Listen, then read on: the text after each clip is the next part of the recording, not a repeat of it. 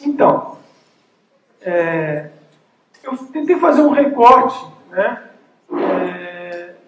para o evento, a partir dessa ideia de direito à cidade do Henri Lefebvre, né, com quem a gente trabalha e que, eu creio, nos ajuda, do ponto de vista teórico, a compreender algumas coisas que acontecem na nossa cidade. E eu usei uma diferenciação que o autor faz entre habitar e habitat, que vejo ser essencial no debate da cidade hoje, principalmente quando se discute em um programa habitacional brasileiro, né, em que a questão do habitat está vindo antes do habitar. Essa frase, inspirada no texto do Henri Lefebvre de 68, me parece muito elucidativa e contemporânea, ou seja, mesmo escrita em 68, ela ainda é atual. Uma nova miséria se estende, que toca principalmente o proletariado, sem poupar outras camadas sociais. A miséria do habitar. E aí, claro que ele está falando num contexto francês, 68, quando ele escreve o livro, que os problemas habitacionais franceses foram resolvidos a partir da ideia dos grandes conjuntos habitacionais construídos nas periferias das cidades francesas, que tem um nome sugestivo, né? Periferia em francês é banlieue. Lié é lugar e ban vem de banir, ou seja, banlieue é o lugar dos banidos. Dos banidos de onde? Dos banidos da cidade. Não era só nesses conjuntos habitacionais que vivia principalmente os mais pobres, os migrantes que tinham saído da Argélia por causa da independência, mas também a classe média que vai morar em casas, né, nos arredores de Paris. Mas isso é atual quando nós vemos os empreendimentos Minha Casa Minha Vida sendo construído no ano 2015, né, com um formato padrão, né, na periferia e desprovido de qualquer possibilidade de cidade. Tem uma declaração de um senhorzinho lá de Brasília que recebeu a sua casa, Minha Casa Minha Vida, e aí foi a imprensa entrevistada para fazer um vídeo institucional, e ele fala assim: estou muito feliz que eu receba a minha casa. Pena que a cidade não tenha vindo junto. Mas essa miséria do habitar se estende também para outros modos de vida, para outras classes sociais, né? Os condomínios fechados, construídos nas periferias das nossas cidades, também têm negado a possibilidade de viver a cidade, por uma autossegregação. O contexto da Henri Lefebvre, vou passar rapidamente, é o contexto de reconstrução da França, um déficit habitacional de 2 milhões de moradias que precisava ser construído rapidamente, né? E o processo de industrialização e da construção em grande escala era um recurso que parecia natural naquele momento.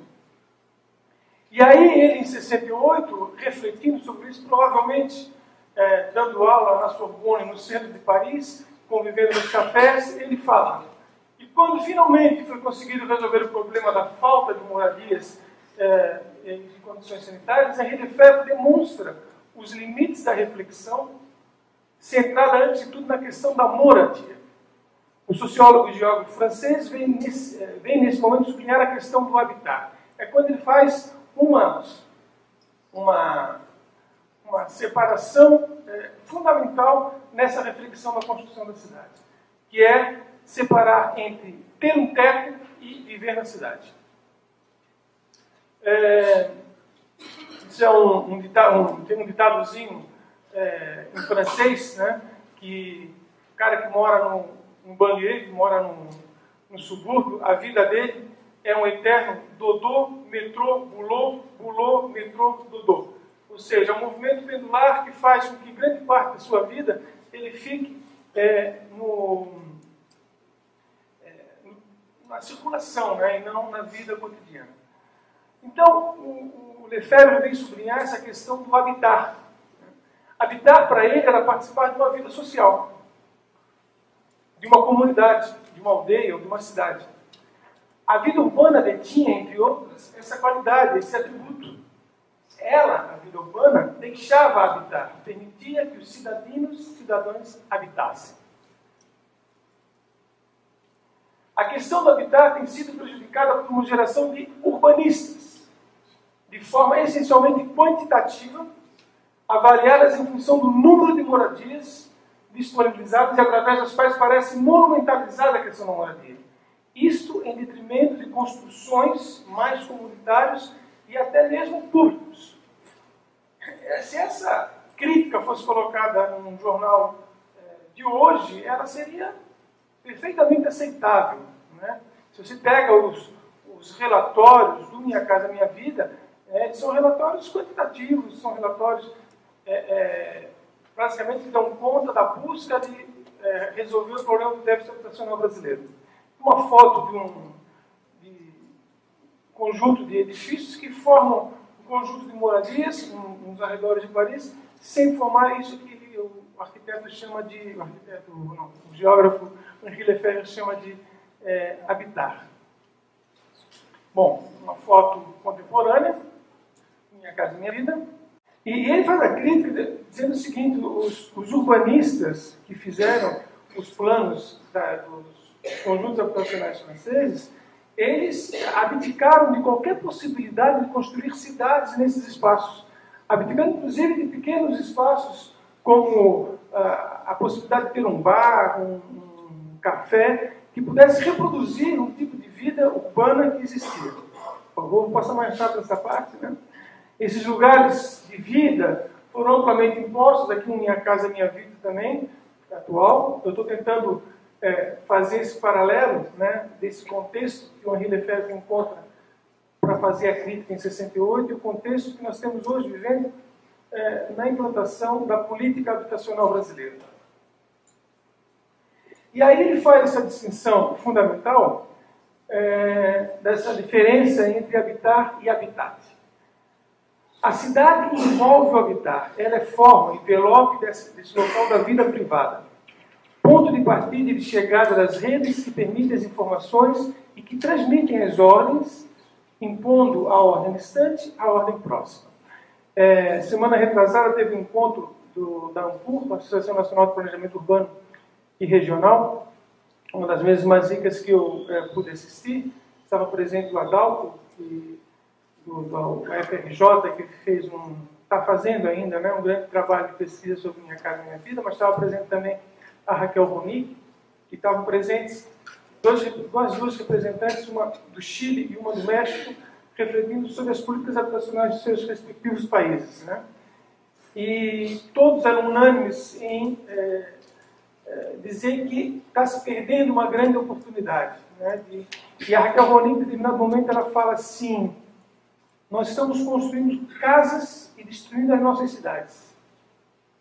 E a parte que mais me deixou assim, um pouco, eu diria triste, né, se eu já usar esse termo, o Adalto, ele segurando a cabeça, falando da reforma urbana, ele diz: perdemos.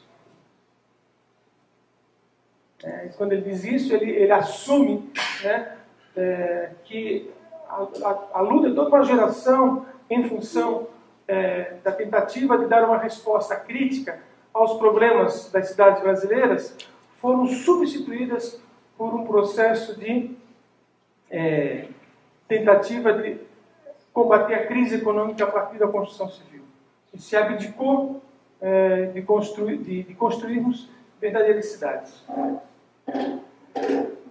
E aí o nosso Lefebvre vai falar que o urbanismo poderia, ele usa o termo no futuro do pretérito, poderia muito bem se tornar essencial para essa prática integrativa, mas ele projeta a separação para a prática. E aí não é por acaso que eu coloco o primeiro projeto de um hotel, um grande hotel de mais de 100 mil metros quadrados, um dos pontos mais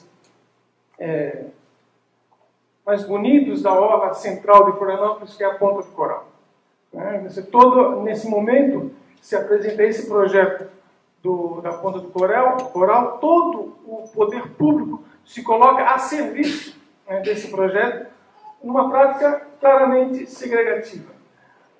No lugar, né, de criar uma sociedade urbana como um lugar socialmente privilegiado. E coloco também uma foto de uma atividade que aconteceu, um movimento em defesa da Ponta do Coral, 100% pública, né? Um processo de apropriação do espaço. São duas palavras importantes no pensamento da Ville Lefebvre na construção da cidade. Uma é a participação, tomar parte, não apenas participar de assembleias, mas tomar parte da construção da cidade. E a segunda, de apropriação, tornar próprio os espaços públicos, não tornar-se proprietário, tornar próprio aquilo que é público. Bom, e a pergunta é, que cidade estamos construindo hoje? Ou, dito de outra forma, construímos habitat ou construímos condições de habitar? Nessa mesa que eu citei ainda há pouco, a Raquel Ronick fala, né? Seria mais interessante se o Estado hoje estivesse preocupado em construir a cidade e deixar que as pessoas pudessem habitar a cidade muito mais de construir as unidades habitacionais. Essa é uma foto que o Samuel vai usar depois, de uma pesquisa que nós fizemos no Laboratório de Cidade e Sociedade, lá no Departamento de Geociências, sobre os projetos Minha Casa Minha Vida, construídos na Grande Florianópolis. Cada ponto vermelho desses é um empreendimento Minha Casa Minha Vida. Apenas 2 deles estão na faixa 1, todo o resto está na faixa 2 e 3, portanto inserido no contexto de mercado, mas mesmo assim eles estão construídos na borda da urbanização.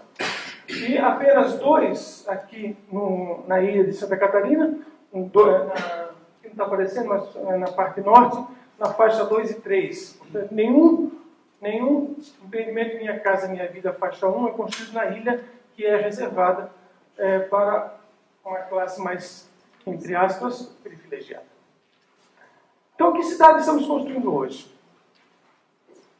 Percebendo a cidade como uma possibilidade de trocas sociais, portanto, a necessidade de inserção urbana das habitações, o que nós percebemos na cidade brasileira hoje são características que afastam a possibilidade do direito à cidade.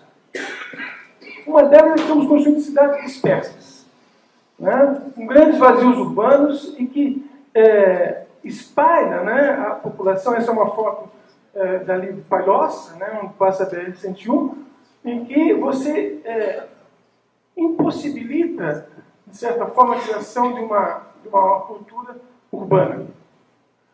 Construímos cidades dispersas, mas que levam a um cotidiano rodoviarista. Nós estamos praticamente sempre no trânsito de um ponto para outro. Essas cidades rodoviaristas certamente têm níveis inquietantes de poluição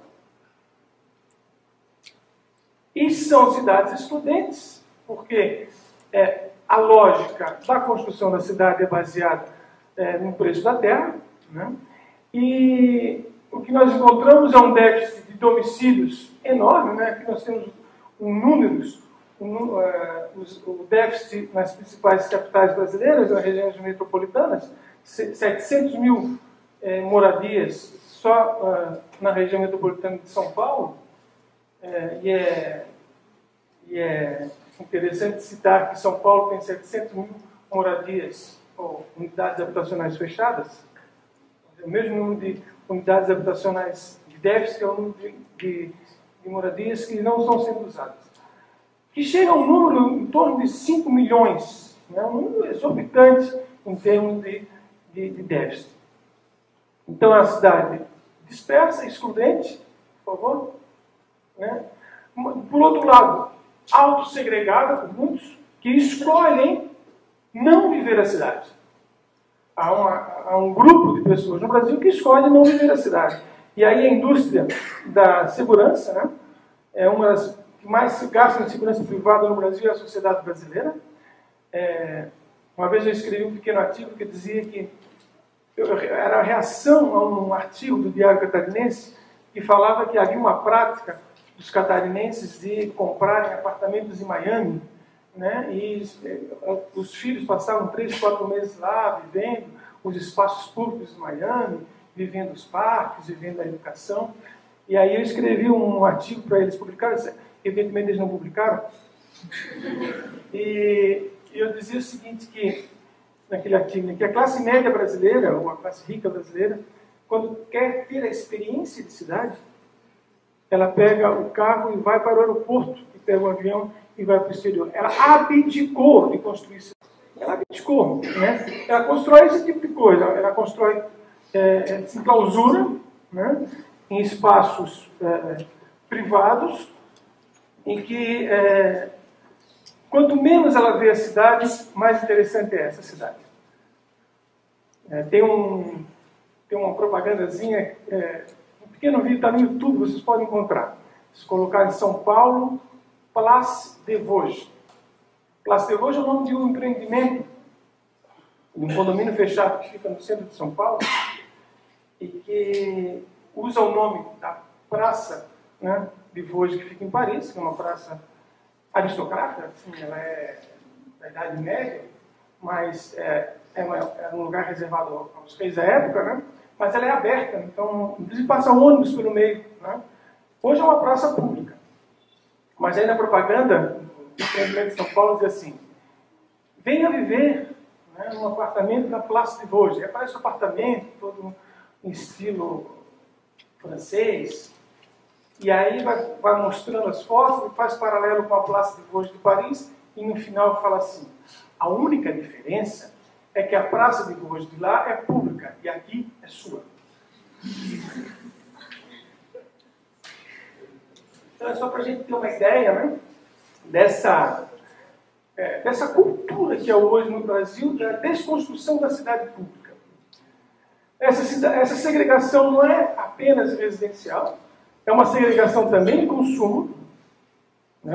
Existe espaço para consumo popular, espaço para consumo da classe média rica, e quando acontece uma quebra dessa rotina, há problemas, entre aspas, há intervenções, são os rolês, etc. e tal, né? Essa segregação não é apenas residencial, não é apenas comercial, é também na educação. Os nossos filhos, eles são educados em escolas diferentes conforme a classe social, né? E, por mais paradoxal que seja, é na universidade pública que eles se encontram, só que, graças hoje a esse processo de reservar um espaço para quem vem da escola pública, né, nas universidades públicas. Aqui são duas fotos características de Florianópolis, né? Uma do Colégio Catarinense e outra do Colégio Estadual Getúlio Vargas, onde há essa clara distinção dos frequentadores. Eu frequentei, durante toda a minha vida, escola pública, e eu frequentava uma escola que ficava num bairro em Florianópolis chamado Prainha, que era uma escola super estigmatizada, chamava, na época, a Escola Básica Celso Ramos, e que, da minha turma, que chegou à oitava série, apenas eu e mais 2 pessoas chegamos à universidade. Essas 2 pessoas não eram do bairro, então eu sou a única pessoa do bairro, da Prainha, que estudou numa escola pública que chegou na universidade. Ao chegar na universidade, o curso que eu fazia, eu encontrei a grande maioria das pessoas vindo do Colégio Catarinense. Ou seja, a separação se dava antes de chegar na universidade. Uma outra característica das nossas cidades, né, que são cidades que são construídas numa lógica, numa lígica aditiva liberal, contém controle do território. Ou seja, tem um terreno, o arquiteto ele produz a sua obra. Isso aqui é uma maquete, ou uma fotografia de uma maquete eletrônica, em que a cidade não existe. Coloca lá, prédios ali, a cidade não existe. E aqui, depois de construída, o que tem do lado não importa, eu faço um muro. E a relação com o entorno não existe.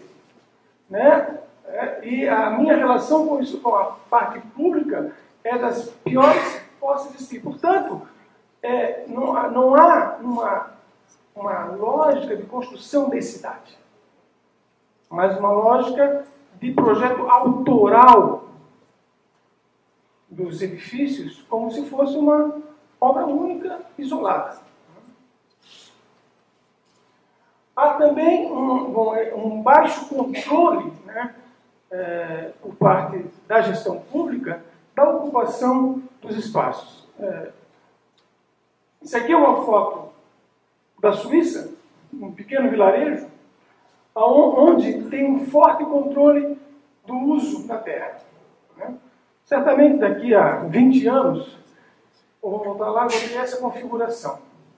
Essa aqui é uma foto do Campeche, que ela é instantânea, porque daqui a 2 anos ela será diferente. E não necessariamente será igual àquilo que o plano prevê. Então, só para mostrar que nós temos uma baixa tradição de controle da terra. Está controlando o meu tempo, Renata? Tá bom. Então tem mais 10. É claro que a gente precisa teorizar em cima, né, dessa situação empírica. E aí, uma das explicações que eu gosto muito de usar é que nós, os países periféricos, né, temos aquilo que o Milton Santos chama de espaço dividido. Por muito tempo, nos fizeram crer que era uma questão de desenvolvimento, ou seja, é só passar o tempo que tudo ia ser resolvido, porque era uma questão linear do desenvolvimento. O Milton Santos diz o seguinte: não, esses espaços existem, coexistem dentro do mesmo período de tempo, e eles são desiguais e articulados, porque uma parte da cidade vive em função da outra. Eu vou passar mais rápido. Existe um circuito superior da economia que funciona como se fosse uma sociedade de um país central. Né? Então, tem ponto estaiado em tudo quanto é lugar do Brasil hoje. Né?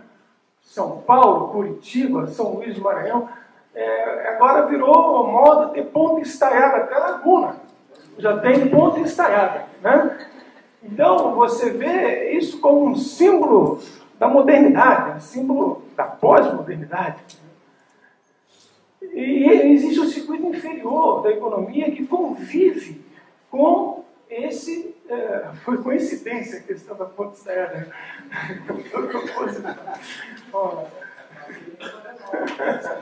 A primeira ponte estaiada, uma das primeiras pontes estaiadas do Brasil, até em Florianópolis. Eu consegui usar uma ponte estaiada. Né?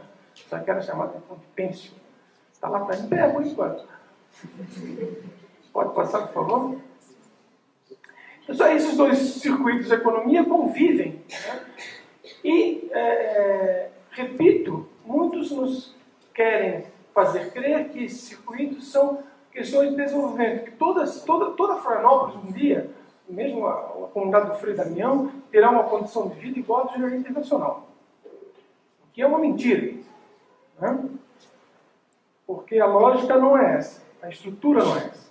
Então a cidade que hoje nós construímos dificulta o direito à cidade, e aí o direito à cidade é entendido como o direito da sociabilidade, do encontro das diferenças, do uso dos espaços públicos. Né? É preciso fazer uma diferenciação, né? Quando o Henri Lefebvre fala do direito à cidade no contexto francês, os direitos fundamentais de habitação, de educação, de saúde, de certa forma já estavam resolvidos. Ele estava falando de um direito superior. Né? Nós aqui ainda estamos na luta pelos direitos fundamentais. Então, quando falamos em direito à cidade, primeiro é preciso falar de direitos fundamentais, mas não precisamos separar temporalmente a aquisição desses direitos. É isso que é preciso insistir. Não é preciso primeiro repetir o erro europeu de construir grande norte-americana. A gente viu agora em Baltimore todo um movimento em função que eclodiu foi uma questão racial, mas o agrupamento de pessoas alijadas da cidade num mesmo espaço levou a eclodir um movimento social de reação importante. Não é preciso que nós repitamos a experiência, seja do BNH, seja a experiência dos países centrais que construíram nas periferias, e concentraram pessoas fora do contexto urbano, para que nós possamos depois resolver o problema do direito à cidade. Podemos resolver juntos. É claro que é mais caro.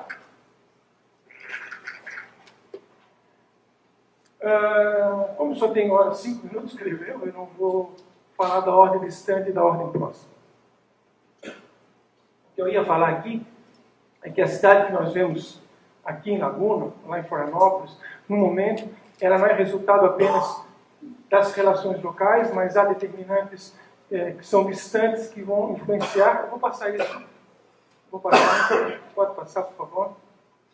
Pode passar a questão da forma da cidade e da urbanidade. Bom, a questão fundamental é, colocada por Henri Lefebvre, poderá a vida urbana recuperar as capacidades de integração e de participação da cidade, quase inteiramente desaparecidas, e que não podem ser estimuladas, aqui é importante, nem por via autoritária, não vai ser um déspota esclarecido que vai refazer a nossa cidade, nem por prescrição administrativa, não será a prefeitura que vai resolver o problema da integração na cidade, e nem por intervenção de especialistas. Ora, se não vai ser questões autoritárias, nem a administração pública, nem especialistas, quem vai resolver o problema do direito à cidade? E aí o Henri Lefebvre fala no papel do cidadão,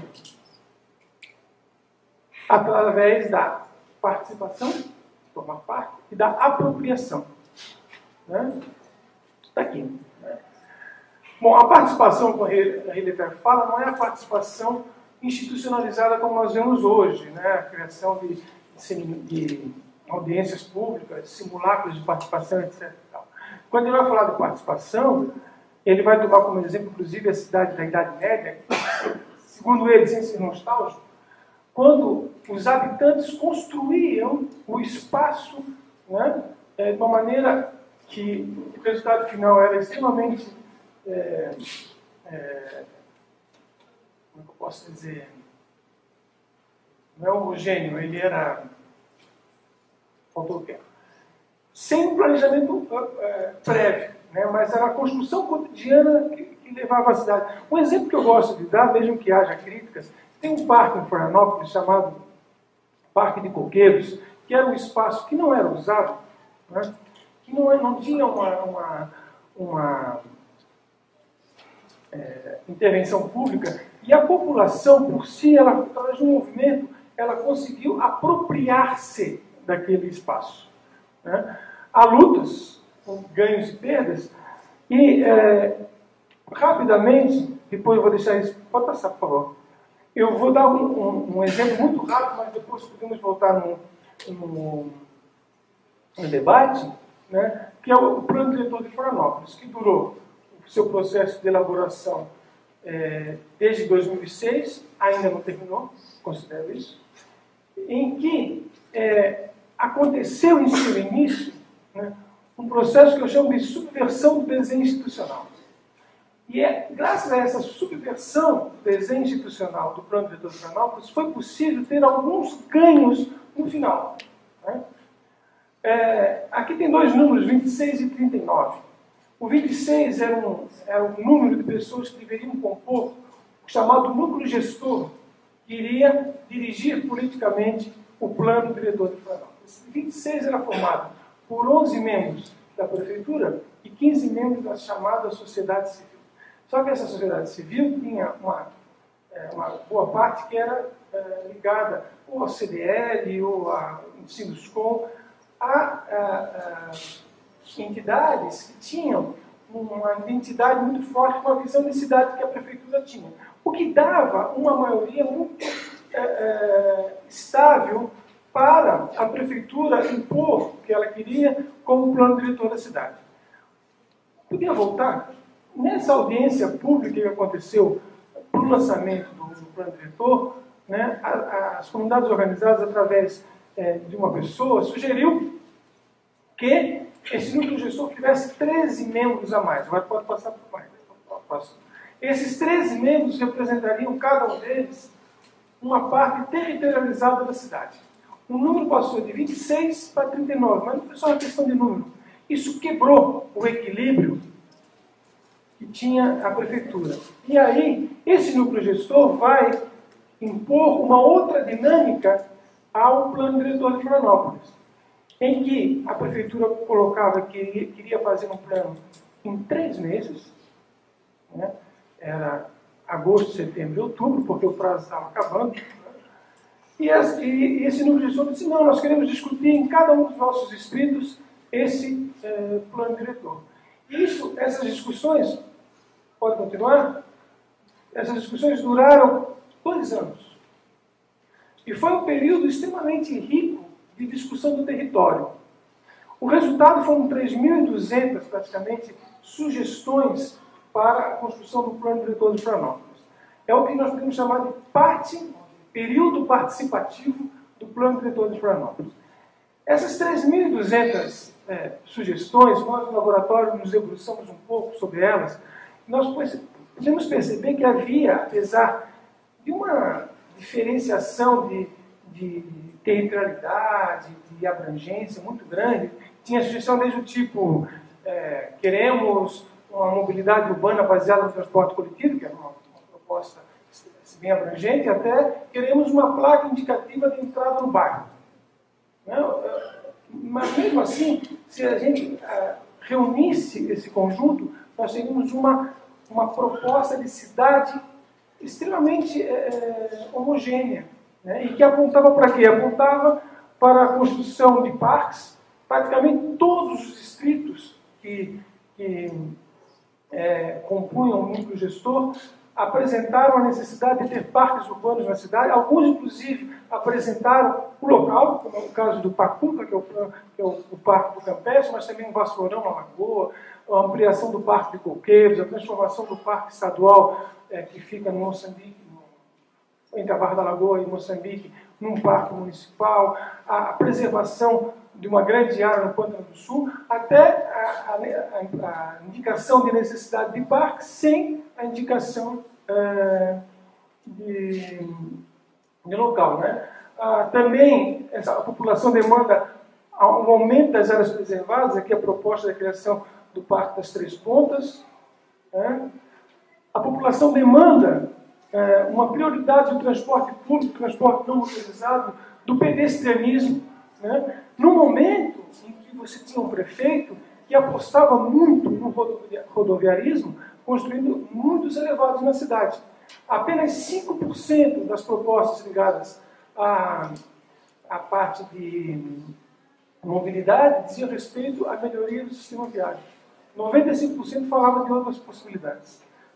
A população pedia também menos construção sobre o território. Aqui um exemplo lá do Pântano do Sul, onde 2 grandes empresas possuem terrenos numa área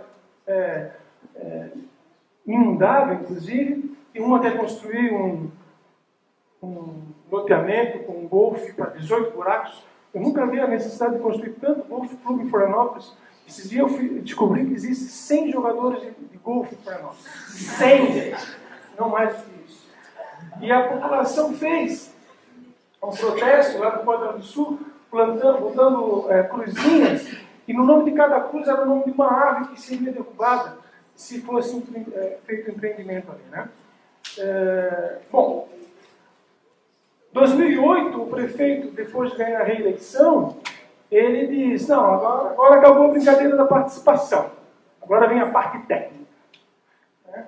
Então, ele propõe, né, ele contrata pode deixar assim mesmo, ele contrata uma empresa para fazer a parte técnica, ou seja, para transformar aquele modelo de cidade que saiu das comunidades num modelo de cidade que ele queria desde o início.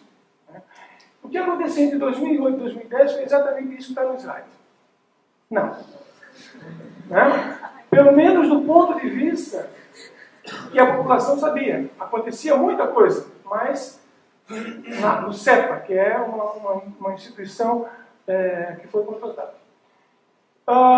Entre 2010 e 2010, o prefeito tentou apresentar o plano diretor feito por essa empresa, a comunidade organizada não deixou. Entre 2010 e 2012, uma tensão muito forte, Nem a prefeitura conseguiu impor seu projeto, mas a comunidade também não conseguiu voltar àquele processo participativo anterior, mas através de muita luta. Em 2012, houve novas eleições, um novo prefeito assumiu, a prefeitura muda de mãos, mas não o suficiente. E aí o que acontece é que o prefeito tinha assumido na sua proposta de campanha que em um ano ele aprovaria o plano diretor.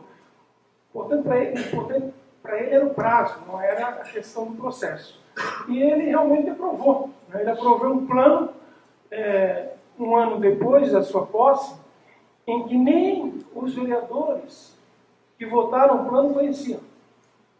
Não estou falando, não estou exagerando. Eu estava presente lá na plateia quando o presidente da Câmara me chega com um conjunto, um bolo de papéis, e ali estavam 600 emendas que haviam sido propostas para o plano. 300 propostas pela própria prefeitura, que há um mês antes tinha apresentado o plano diretor.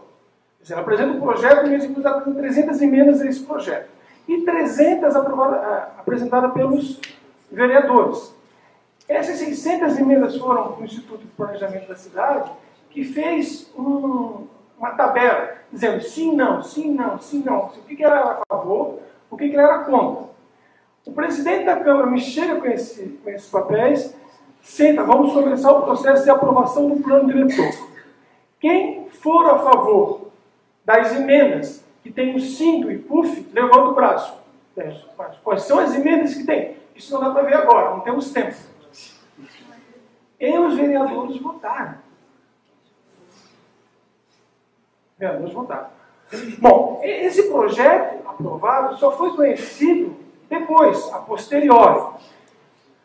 Vendo a posteriori, nós vimos que aconteceram ganhos em alguns pontos desse plano. E aí a gente se pergunta, mas por que houve ganhos, inclusive com perdas para a construção civil? E a hipótese que a gente levanta é o seguinte, que é uma hipótese baseada, inclusive na própria teoria do neo-institucionalismo, lá que a professora Lígia Luckmann trabalha, de que a participação é mais efetiva quando ela acontece em comunidades que têm uma tradição participativa. Parece óbvio, mas a gente vai ver isso na prática. As comunidades onde já havia uma grande participação, aquilo que ela demandou, de certa forma, foi assumido pelo poder público, não porque ele é bonzinho, mas porque houve pressão. É o caso, por exemplo, do Campeche.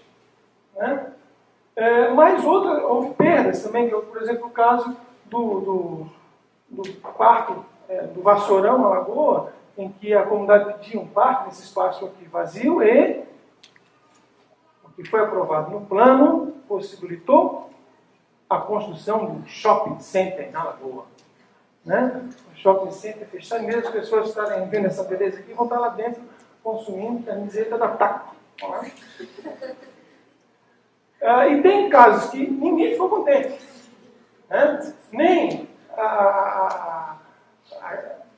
os movimentos sociais e nem o dono da empresa, que o caso típico é do Parque da Ponte Coral, que o proprietário queria fazer um edifício de 100 mil metros quadrados, com aterro, a população queria um parque, quer ainda, não queria, mas quer ainda, e depois do plano diretor, previa que tinha que diminuir aquele prédio, então o empreendedor teve que diminuir, e a população não ganhou o parque, agora ainda está em luta. Bom, enfim, se vocês quiserem verem um videozinho interessante, está no YouTube, nesse endereço incompreensível ali, e que aparece o hotel e o mar é de um verde cristalino, sabe que a Baía Norte de Florianópolis nunca recebeu 1 litro de esgoto sequer. Bom, enfim, para terminar, eu retomo algumas teses que o Henri Lefebvre termina no seu livro O Direito à Cidade. Ele termina com 12 teses, eu peguei apenas algumas. Primeiro, é preciso diferenciar moradia, ou habitat, de habitar. Eu posso ter um excelente habitat, né, um condomínio fechado e eu estou fora da cidade, aí no caso uma nova segregação. Ou eu posso sair de uma área de risco e morar na minha casa, minha vida, e vai ser melhor que a casa que eu morava, mais alijado da cidade. O desenvolvimento da sociedade hoje só pode ser concebido a partir da ideia da vida urbana, né? A realização da sociedade urbana exige um planejamento orientado para as necessidades sociais, as necessidades da vida urbana. A sexta tese, veja que a ordem não é... Eu tirei algumas teses, né? E a sexta tese, eu já falei, né, que é uma nova miséria que se estende no mundo contemporâneo, que é a miséria do habitat. E aí, a tese 7, que ele fala que o direito à cidade é um direito superior em relação aos outros direitos. E, na tese 11, ele fala que é necessário, para que nós construamos as bases de uma cidade, que nós tenhamos direito à cidade, 3 revoluções. Uma revolução econômica, que ele diz que as necessidades econômicas precisariam estar submetidas às necessidades sociais. Né? Uma revolução que ele chama de cultural, né? Que seria mudarmos a nossa forma de nos relacionarmos com os outros e com o mundo, com a natureza. Se nós não mudarmos essa relação, nós não vamos construir cidades de direito. E uma revolução política, onde você passe de uma democracia puramente participativa para uma democracia verdadeiramente participativa. Obrigado.